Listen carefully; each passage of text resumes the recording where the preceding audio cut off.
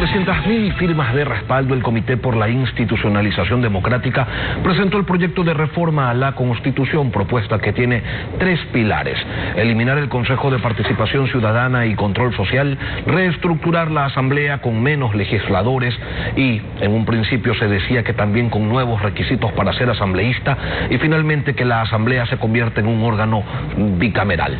Esto lo analizaba una comisión especial que en el informe para segundo debate termina dejando de lado el tema de la bicameralidad. Esta mañana nos acompaña el doctor Hernán Pérez Luz, jurista, miembro del Comité por la Institucionalización Democrática. Doctor, buenos días, bienvenido a Contacto Directo.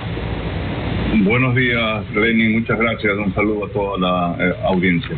El proyecto de reforma es de iniciativa ciudadana y visto el informe para segundo debate, donde queda esa voluntad ciudadana de tener al menos la posibilidad de decidir en las urnas si se tiene o no una asamblea con 2 cámaras. Lamentablemente, Lenin, va a quedar, según lo que estamos viendo, en un entrampamiento y en un conflicto con la asamblea.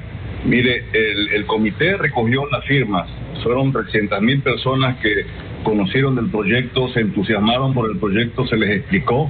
Tiene, como usted dice, 3 componentes: uno de ellos eliminar el Consejo de Participación, el otro una reestructuración completa de la función legislativa, y el tercero proveerle de autonomía constitucional a la Fiscalía.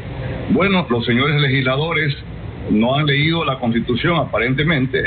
Este no es un proyecto de ley que lo envía el Ejecutivo y que pueden quitar un artículo, ponerle un artículo, sacar un capítulo, añadir alguna otra cosa. Este es un proyecto de iniciativa ciudadana. Entonces su misión se limita a conocer el proyecto, discutirlo, debatirlo y aprobarlo, tal como manda la Constitución y tal como fue recogido el respaldo de la ciudadanía. Y de allí vamos a un referéndum. Si a los asambleístas no les gusta una parte del proyecto, y que en este caso coincidentemente es la que tiene que ver con la reforma a la función legislativa, bueno, que vayan en el referéndum y hagan campaña en contra, le expliquen al Ecuador por qué no quieren reducir el número de asambleístas, etcétera, y voten en el referéndum en contra del proyecto.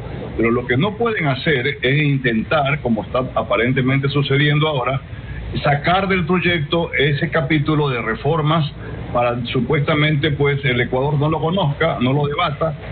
Ellos aparentemente han decidido que nosotros los ecuatorianos no tenemos ni el derecho a conocer el proyecto o a debatirlo, y menos a votarlo. Eso nos parece pues que es una violación flagrante, manifiesta, diría hasta burda, del proceso que está establecido en la Constitución.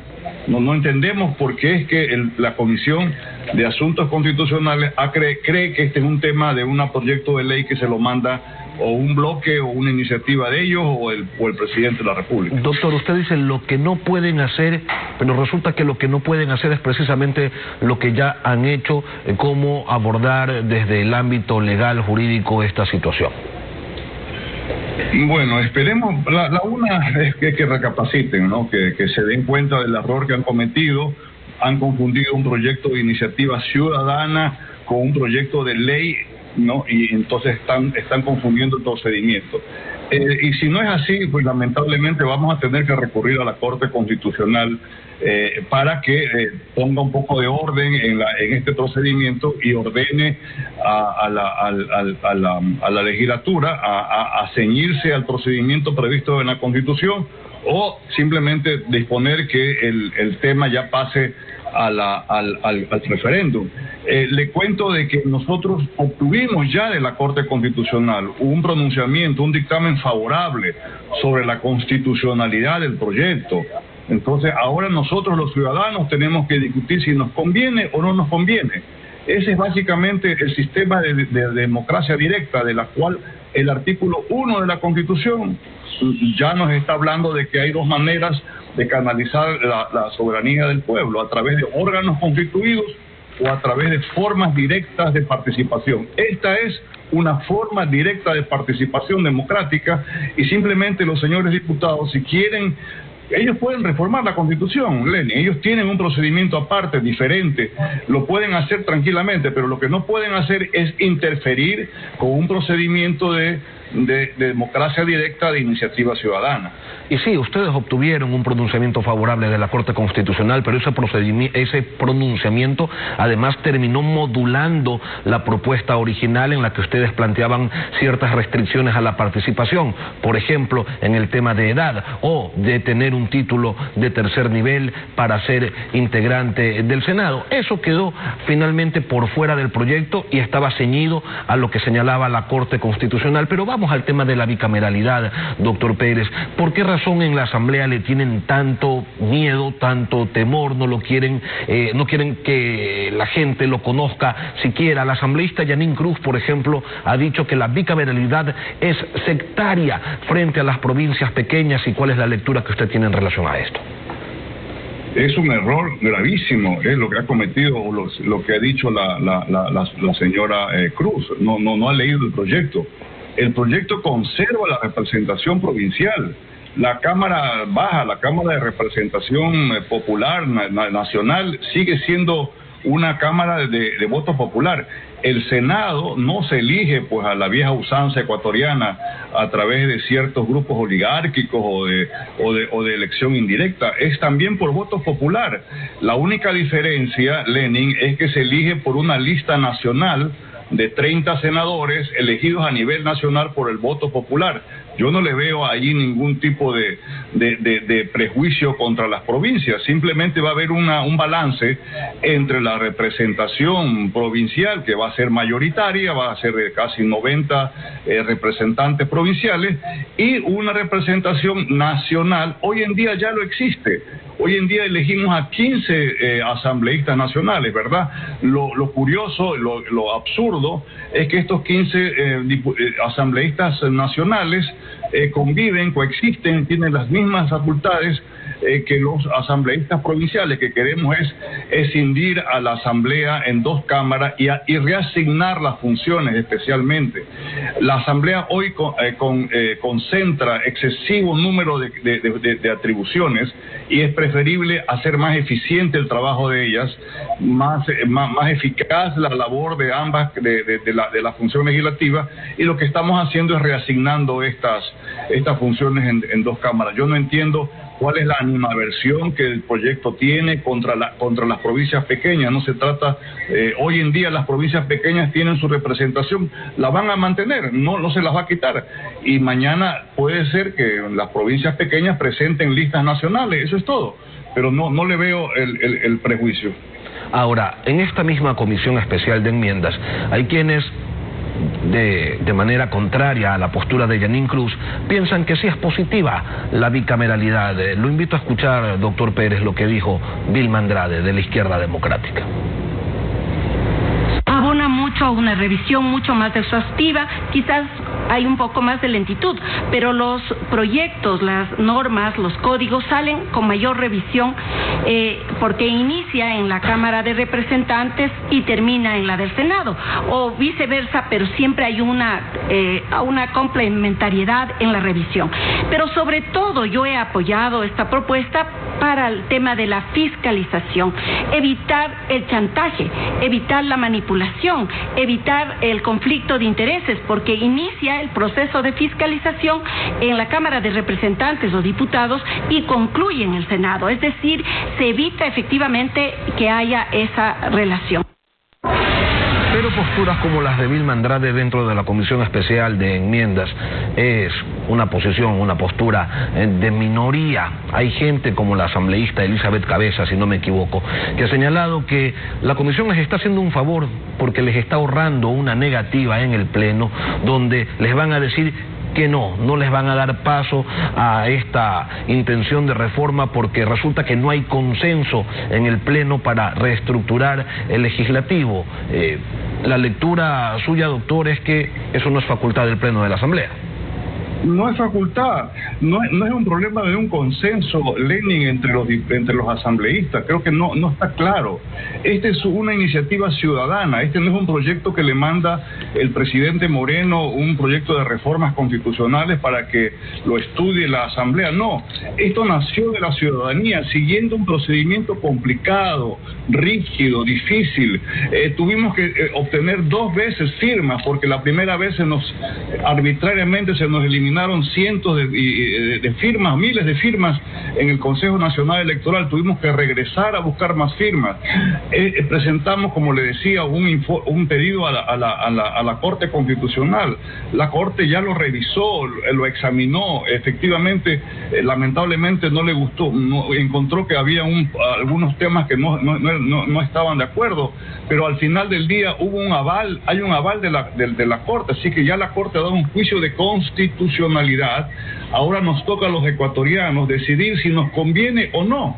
Y eso no tiene que tener el visto bueno o la aprobación de la Asamblea. La Asamblea no tiene ese rol en este proceso de participación directa. La Asamblea tiene que conocer el proyecto, tiene que discutirlo, tiene que oír voces a favor y en contra, y finalmente tiene que aprobarlo, porque al final del día es el país, somos los ciudadanos los que vamos a resolver si este proyecto nos conviene o no nos conviene, si es oportuno, si no es oportuno, o si en efecto tiene sus ventajas. Pero no entiendo hasta ahora que tan clara está la Constitución redactada, a pesar de los problemas que encuentro en la Constitución, pero en este caso está muy decidido que tiene que seguir un procedimiento específico.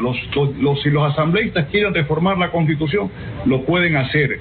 Pueden iniciar ellos un procedimiento diferente, pero no pueden interferir en el procedimiento de los ciudadanos ecuatorianos que hemos apoyado este proyecto. Para la ciudadanía está bastante claro que la Asamblea Nacional no tiene facultades para bloquear el normal desarrollo en el trámite de este proyecto, que, como usted señala, tiene su punto culminante en una jornada electoral donde todos en las urnas decidirán si se aprueba o no esa reforma a la Constitución. Y por ello no es concebible que los legisladores no tengan también claro cuáles son sus roles, y la gente se pregunta entonces, doctor Pérez, ¿de verdad qué está detrás de todo esto? ¿Qué es lo que están tratando de evitar en el legislativo? ¿Por qué no le quieren dar paso al pronunciamiento ciudadano? En parte yo creo que es porque el proyecto implica reducir el número de asambleístas, que no es mucho, pero sí se lo reduce. También porque en el proyecto se elimina a los diputados suplentes. Este es una figura que ha hecho un perjuicio, un daño y un gasto innecesario en el país.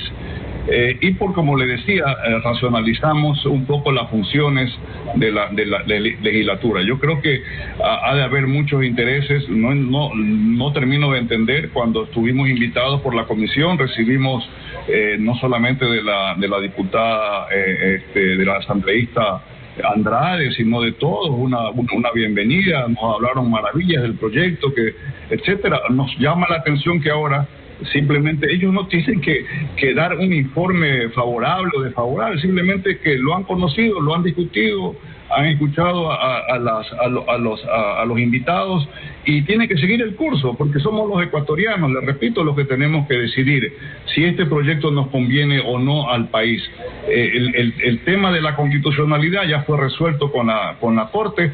Ahora simplemente queda que nos dejen votar a los ecuatorianos y a discutirlo, pero aquí parece ser intereses creados para que este proyecto no avance por los cauces constitucionales que están previstos en la norma suprema. ¿Cree usted, doctor, que esta oposición, que estas reticencias responden a que el proyecto ha sido construido desde una dinámica ciudadana y no desde las lógicas de las organizaciones políticas? Este proyecto se lo hace pensando en la gente y no en los partidos, y entonces ellos temen perder espacios de poder y privilegios. Es probable, Lenin, que pese mucho eso. Mire, de hecho, la reforma estructural al Poder Legislativo no entra en vigencia para las próximas elecciones. Esa es una muestra más de que nosotros no estábamos pensando en las próximas elecciones, como es la costumbre en la clase política ecuatoriana. Estamos pensando en el país de largo plazo. en el país del futuro, en el país que tenemos que ya recomponerlo. Ha llegado el momento de introducir reformas sustanciales a las instituciones políticas ecuatorianas, y una de ellas ha sido el epicentro de nuestros problemas, ha sido la función legislativa. Lamentablemente los legisladores pues viven en otro mundo, viven en un mundo paralelo y creen realmente que ellos tienen pues una mente superior que les da el derecho a negarnos a los ecuatorianos a discutir y a conocer este proyecto, como que fuesen prácticamente nosotros que tenemos un cociente intelectual bajísimo, que no podemos discernir si esto es bueno o es malo para el futuro del país.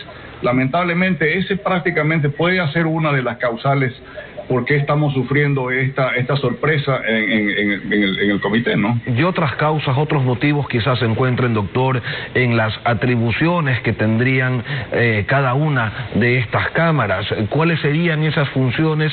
Se lo pregunto de manera genérica. Tengo entendido que, entre otras cosas, ustedes están proponiendo que se elimine la muerte cruzada. Se elimine, exactamente. Nos parece que esa es una figura que no calza en un sistema presidencial, es una figura que ha hecho mucho daño al Ecuador, a nuestra estabilidad política. Hay otras maneras de resolver los conflictos intraorgánicos. También estamos proponiendo la elección de los asambleístas en la segunda vuelta electoral. Este ha sido uno de los grandes problemas que hemos tenido en el Ecuador, que se eligen al poder legislativo en la primera vuelta electoral. Tenemos que regresar al modelo original y el modelo que se sigue en Francia, en otros lugares donde hay doble vuelta, en la que se elige al poder legislativo, se lo renova en la segunda vuelta electoral junto con los dos finalistas, en el caso de que haya pues una segunda vuelta electoral. Pero hay que separar de la primera vuelta la elección de la legislatura. Eso es un avance, sería un avance significativo en poner un poco más de racionalidad en el proceso político ecuatoriano. Y en la Cámara de Representantes, al ser su duración solamente de 2 años, debería haber una elección a mitad de gobierno también. A mitad de gobierno, miren lo que nos ha pasado. Hemos tenido a esta asamblea 4 largos años, son 4 largos años sin que la ciudadanía pueda opinar, pueda dar un juicio sobre el funcionamiento, sobre la conducta de los legisladores. Esa es otra cosa necesaria en el país. La Cámara del Senado sí se respetaría los 4 años, pero habrían elecciones, habría participación política, habría una invitación a las nuevas generaciones de que participen más activamente en la vida pública, Lenin. El proyecto tiene seguramente algunos errores, pero créanme que esos errores tenemos que revisarlos nosotros los ecuatorianos, tenemos que discutirlos, abrir un gran debate nacional, porque les repito, este no es un proyecto con dedicatoria, como ha sido la costumbre lamentablemente en el país. No tiene dedicatorias a favor de un candidato o de otro candidato, de un movimiento, no quiere molestarlo a ninguno de los candidatos. Este es un proyecto que a largo plazo está pensando. Doctor Pérez, lo cierto es que el tema de la bicameralidad está por fuera del informe para segundo debate y por ende no entraría o no estaría disponible para que la ciudadanía se pueda pronunciar sobre él. Usted dice, esperamos por un lado que rectifiquen y por otro lado, si es que no lo hacen, vamos a ir ante la Corte Constitucional. ¿Cuánto tiempo se van a tomar para esperar la rectificación o para acudir a la Corte? Bueno, esperemos. Vea, la comisión ha aceptado un pedido nuestro de que nos escuchen en una audiencia vía telemática. Esperemos ahí tener la primer cruce de ideas sobre lo que está sucediendo. Esperemos. Yo escuché el primer debate, Lenin, hubo voces a favor, como la de la doctora Andrade y otros dirigentes políticos. El diputado Jucalón del Partido Social Cristiano se mostró abiertamente a favor del proyecto. Yo espero que cambien de opinión realmente. Es más, la Constitución habla de que es la Asamblea la que tiene que aprobarlo, no una comisión de la Asamblea. Ahí hay otro error adicional inclusive. Si no, sí, tendríamos que pedirle a la Corte Constitucional uno de los mecanismos. Estamos estudiándolo y en su momento oportuno pues lo presentaremos. Estaremos pendientes de aquello. Hernán Pérez Luz, gracias por acompañarnos esta mañana aquí en Contacto Directo. Gracias por la invitación.